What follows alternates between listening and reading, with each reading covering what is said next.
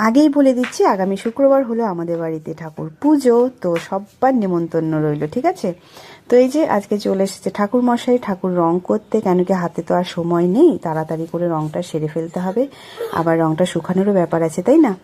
তো এই ঠাকুর মশাই কিন্তু পুজো করে, উনি আবার রঙও করে ঠাকুরও গড়ে, ঠিক আছে।